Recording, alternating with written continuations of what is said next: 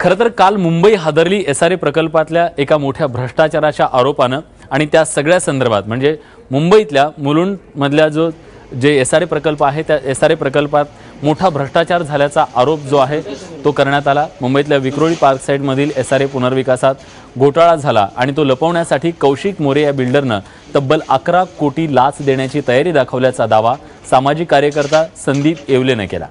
या 11 कोटींपैकी 40 lakh देतानाचं sting operation येवलेने सादर केलं।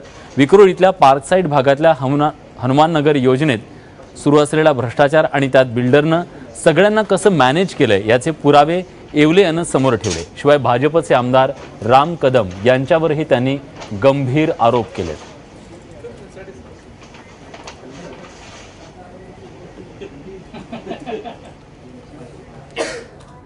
या एसआरए प्रकल्पामध्ये नेमका भ्रष्टाचार कसा झाला त्या सगळ्या संदर्भात आरोप करताना येवलेचं काय म्हणणं आहे आणि ज्यांच्यावर आरोप केले ते बिल्डर मोरे आणि भाजपचे आमदार राम कदम यांचं काय स्पष्टीकरण आहे जाणून घेऊया।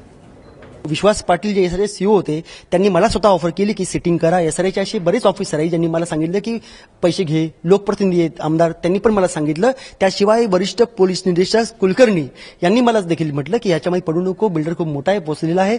माननीय आमदार राम कदम एवढे मोठे आमदार ते मला म्हणतात संदीप ही लोक तुला काही बघणार नाही, हे काय तुला लोक विचारणार नाही, तू काही लग्न केलेलं नाही, तू तुझं बघ, मी तुला पाहिजे बिझनेस टाकून देतो।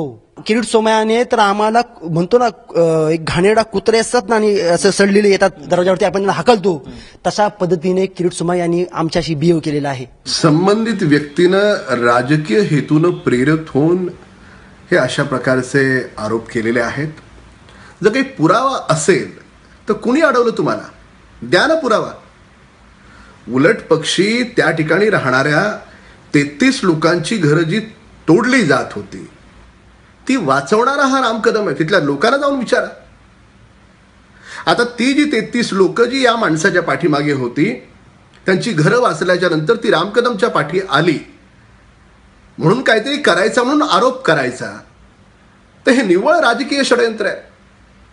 आणि मला हे कळत नाही की लाच देणारा हा गुन्हेगार निश्चितपणे, पण 40 लाख रुपयाची लाच स्वीकारणारा हा गुन्हेगार नाही। जर येणाऱ्या 24 तासाच्या आत संबंधित व्यक्तीने जे राजकीय हेतून प्रेरित आरोप केलेत त्याचे पुरावे दिले नाही तर नाईलाजानं या राम कदमला 100 कोटी रुपयाच्या अब्रू नुकसानीचा दावा घालावा लागेल। आणि ठेवावर देवावर हात आणि सांगावं राम कदमने सांगितलं मला। उगाच टीव्हीचा कॅमेरा दिसला की काही बोलत सुटायचं। घाटकोपरच्या घराघरातल्या लोकांना माहिती आहे राम कदम काय। तर त्यामुळे अशा प्रकारचे राजकीय हेतून प्रेरित आरोप करण्यापूर्वी या संबंधित माणसाचं भूतकाळ जाऊन तपासा। संदीप येवले यांनी केलेले आरोप हे बिनबुडाचे आहेत।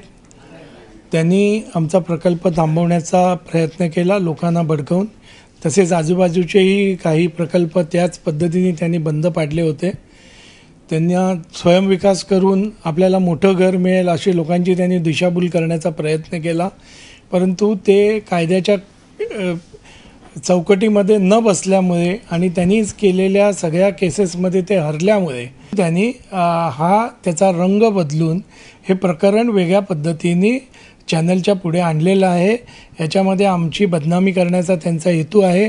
त्यांचा झालेल्या अपमानाचा बदला घेण्यासाठी त्यांनी हे केलेलं आहे आणि अशा प्रकारे त्यांनी हे जो काय आमच्यावर खोटे आरोप केलेत त्याबद्दल आम्ही आमच्या कायदेशीर तज्ज्ञांची सल्लामसलत करून लवकरात लवकर त्यांच्यावर कायदेशीर कारवाई करणार आहोत।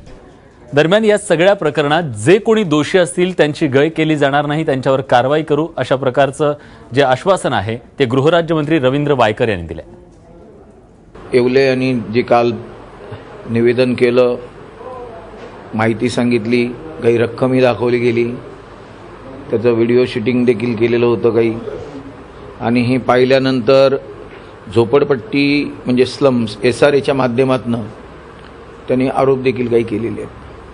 त्यात कोणाची चुकी आहे काय आहे एक सत्यस्थिती आहे, घडलेलं आहे आणि त्याला ते शासन पण होईल।